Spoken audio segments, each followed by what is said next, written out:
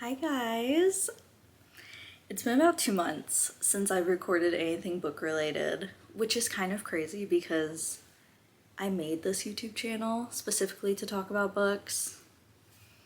It's been a busy 2 months. If you didn't see, I have been frolicking in Europe. My husband was away on a business trip. I've had a lot of stuff going on.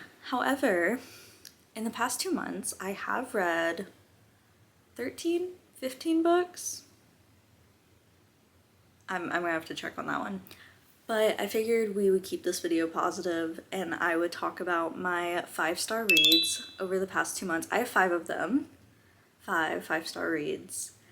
And yeah, I don't think I've ever done one of these. I did make books that I hate and books that I was unhauling, and I ended up having to delete that because it didn't go over well.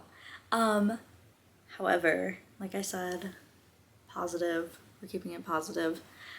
And I will just jump right into it. My first 5-star read is Dowry of Blood by S.T. Gibson. I had bought this in my big book haul that I did a few months ago, and I picked this up immediately after posting that video. I feel like I'm kind of the last person in the book community to like read this, or at least in the my house is settling and it sounded like someone was opening my front door. Or at least in like the romance, like, I don't even know if this would be considered romance. It's technically like erotic horror, but I wouldn't even call it horror because it's not scary. I think it's just because it deals with vampires.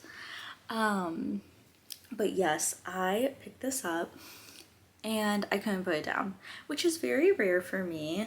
I have a toddler, so putting all my free time towards a book is just not common for me these days. I tend to like break it up and I'll usually read a book over like 4 to 7 days, but this I could not put down. It is about what Constanta.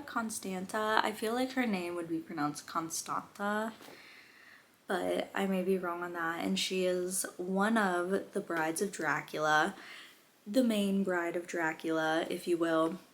And this book is set up as letters that she has written to him, starting from whenever she is a peasant girl, I believe in like the 1300s, and then it goes up to modern day. And it details their relationship and her life and how she came to love this man and then ultimately be fucked over by him. And it also details just all of their experiences together, how they came to have their other partners that come into the relationship. And that's another thing. It is like a queer retelling of the Bride of Dracula. I believe in Dracula he ends up having 3 wives. And this one, it's like 2 wives and a husband. Anyways, but I thought that this just felt so like fresh, even though it technically is a retelling. I absolutely loved it. I ended up buying An Education in Malice, which is S.T. Gibson's other book. I have it sitting on my TBR. I haven't picked it up yet, but I love this. It was perfect, especially for the fall. I am that meme where it's like me at 10 years old and it's like, yeah, I've been getting really into vampires lately. And then it's me at 25. It's like, yeah, I've been getting really into vampires lately. Something about vampires, I can't get enough of them. Which brings me to my next 5-star read, and that is The Fallen and the Kiss of Dusk. I love Carissa Broadbent. I say it in almost every video that I post about books. When it comes to romantasy, I do read it. I do. I even have the Fairy Loot Romantasy box, but I am very critical of it. I feel like sometimes it often tends to like repeat itself and it's hard to find something that feels new when you're reading it. However, I love Carissa. As far as romantasy authors go, I feel like she writes in circles around the other girls, I have to be honest. And to be able to do vampires and it still just be like so good and feel like something you haven't read before, I think is very impressive. I know a lot of people, mainly with the first two, so this is the fourth in the series.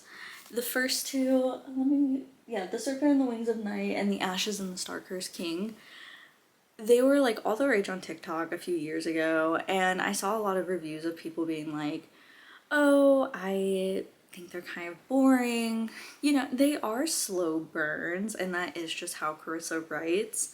And I feel like oftentimes with romantasy, you have like up, up, up, up, up, and then you reach like this big thing, and then, you know, the book ends. Whereas with Carissa, she kind of writes like this, where you have multiple big things that like happen in the book, and then it kind of slows and you get more detail and backstory. And so I do understand why people don't really like that, especially if you are like a romantasy reader. My favorite author of all time is Samantha Shannon. The Roots of Chaos series, like The Priory of the Orange Tree and all that, is one of my favorite series of all time. And that is because it's such a long book. It's one of those where it goes like this, where you have big things, and then of course you have like your really big thing. But there's a lot that happens in them, and I'm just a sucker for it. I love it.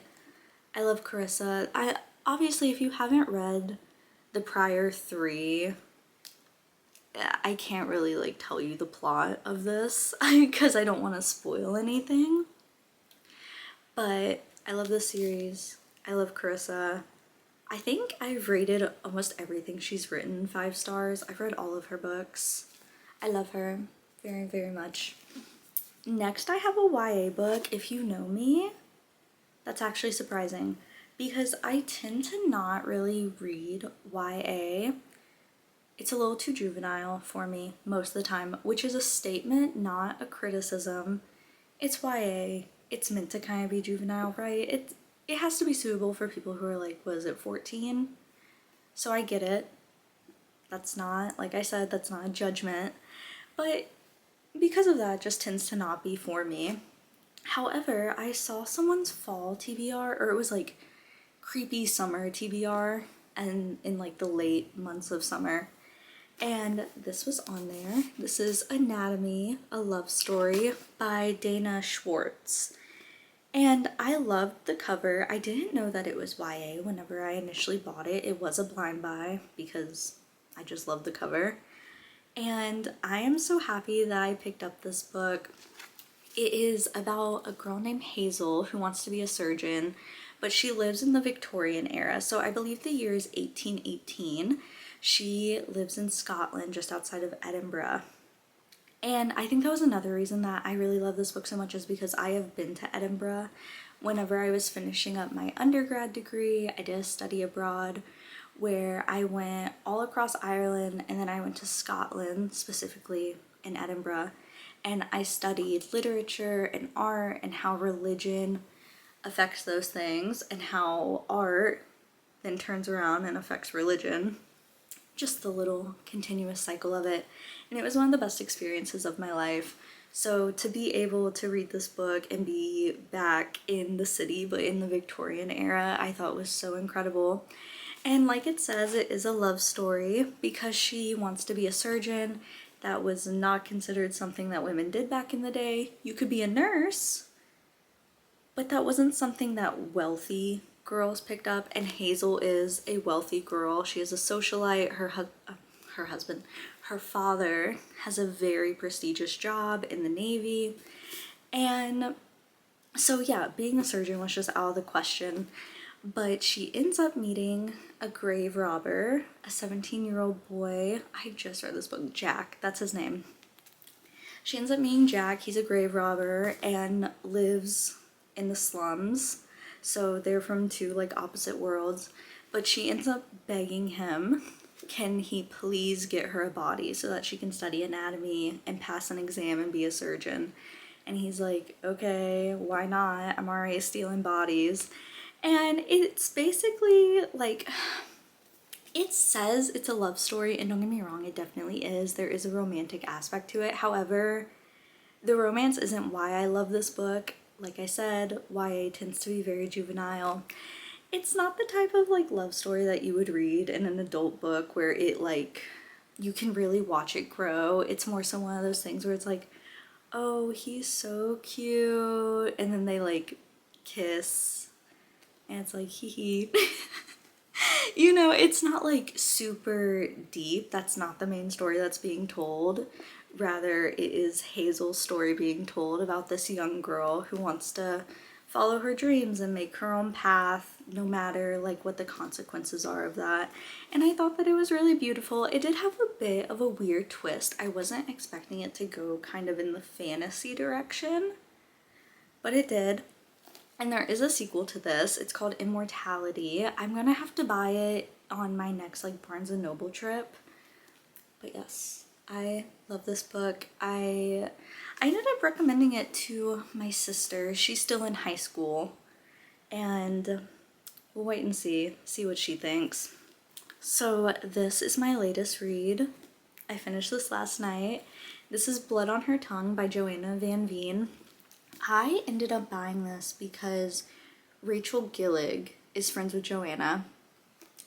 And I believe that this has been out for a while, but it like recently got traditionally published, I think. I don't know. I saw the announcement when this cover came out and I was like, oh, I need that. Like, this is gorgeous. I thought that maybe it was going to be like a gothic romance or something like that, because if you know Rachel Gillig, she wrote One Dark Window, she wrote The Night and the Moth, and those are kind of books where like they're fantasies, but they kind of like border romantasy a little bit. And so when she promoted this, I was like, oh, must be a romance. Girl, no the fuck it's not. This is a gothic erotic horror. My intro to erotic horror, if you will, and I loved every second of it. I wouldn't say it's scary, but it's wacky. This is the weirdest and the most insane book I've ever read. Not the weirdest or the most insane book out there.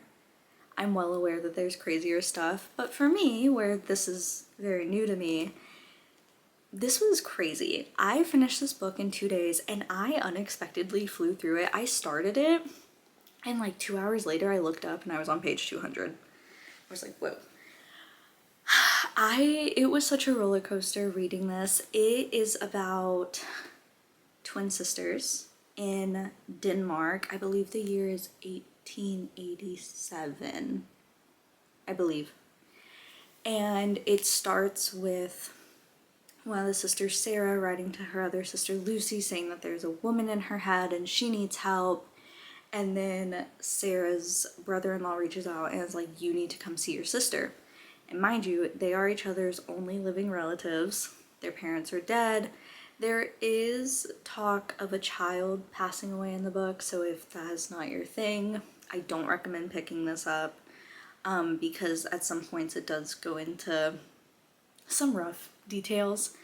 However, I can't say too much without spoiling it, but as I was reading this, I thought that it was going to be a case of like schizophrenia, because I was like, no way, like this is a demon or like paranormal, right? And it wasn't. Well, it takes the craziest turn, and one that you could just not see coming or expect. Maybe it counts as paranormal, maybe it... I kept waiting for the twist for someone to be like, it's schizophrenia. And that's all I can say on it, because I don't want to spoil it. I text my mom whenever I was on page like 120, and I was like, you have to read this book. Like, this is so weird. I think I described it as bananas. I was like, this book is bananas. You have to read it. So yeah, it was insane. It was weird. It was wacky. I don't know what the hell was going on inside Joanna's brain, and I loved every second of it. 5 stars. Now, I do have one last book, and I saved it for last because I gave it 5 stars, but now that I've sat on it for about 2 weeks, I don't know if I would still give it 5 stars, and that is The Elephant in the Room. This is Alchemized by Sinlin Yu, or what was once Manacled. I just got up to drink water and I like floated across the screen. I forgot where I was sitting. I will be honest and say that I almost like didn't want to talk about this book, or I didn't want to review this book, because one, I've never read Manacled, and two, I've never read Harry Potter, which I knew is kind of blasphemous to say as someone who like talks about books. But whenever I was growing up, I couldn't afford them, and my mom worked a lot, so I had my school library, and that's what I would use. However, I am like in the generation of kids where Harry Potter was still coming out while we were in elementary and middle school, and so they were just always checked out. It wasn't that I didn't want to read them whenever I was little, it's just that like I couldn't. And then as I got older, J.K. Rowling just showed her ass, and I was like, okay, well, like I don't want to buy them now. So yeah, I watched the movies, but I've never read it, and I didn't read Manacled while it was still out. So if you're looking for someone that can give you like a really in-depth good review of Alchemized, I am not the person, and that's why I almost didn't speak about it. However, I figured I would include it. You know, I feel like almost everyone's been reading it. And I will say this, as someone who didn't read Manacled, I did like it. It felt fresh to me. It felt creative to me. And I wouldn't call it a romance. I wouldn't call it a romantasy. I would call it a fantasy, and I would almost call it like a grimdark, because it's dystopian. And I know that there's been some criticism on it where people say, oh, it romanticizes this, it romanticizes that, and I just really disagree with all those things. There obviously is a romance plotline in this. It's based off of Hermione. However, it was just a sad fucking book. Yeah, even the romance in itself, I was reading it and I was like, this is really heartbreaking. It was sad. You always know that shit is gonna go south. It's not meant to really have any happy moments in it. Maybe the ending, but I'll be real with you guys, I felt like even the ending was quite sad. It just kind of felt like gut punch after gut punch. And yeah, and the reason that I gave it 5 stars is because I did like the story. I felt like it was very creative. I felt like Sinlin Yu has quite the noggin on her. And yeah, it is what it is. However, the reason why I'm really questioning if I should have given it 5 stars, like I said, is kind of the ending. I remember being very disappointed by it, but honestly, I was like, well, maybe it's just meant to be like sad. Like maybe this isn't supposed to be happy. I saw someone on the Romantasy Circle Jerk subreddit say that it was equivalent to a sad wet fart. And honestly, yeah, kind of. I don't want to spoil it and tell you what else someone else said. I must give it away. But yeah, and then I've also seen the criticism where someone said that Sinlin Yu kind of has like a bit of what Rebecca Yarros does, where she tells you, she doesn't show you. And I would say kind of. I wouldn't say that the book is completely like unpredictable. I kind of always knew the direction that it was going. So maybe. Like I said, if you're someone who's read Manacled and you've read Harry Potter, you're probably much more well equipped to review it and really like dig through it and nitpick, and I just wasn't. But yeah, that's that. Those are all my 5-star reads. Maybe some reads that shouldn't have been 5 stars, maybe 4. Maybe I'll go back on my Goodreads and give Alchemized 4 now that I've really sat on it and thought about it. But anyways, yes, those are my 5-star reads. And that's all I've got, girl. That's all I've got. Thank you so much for sitting and listening to me talk. It means a lot to me. And I will see you next time. Bye.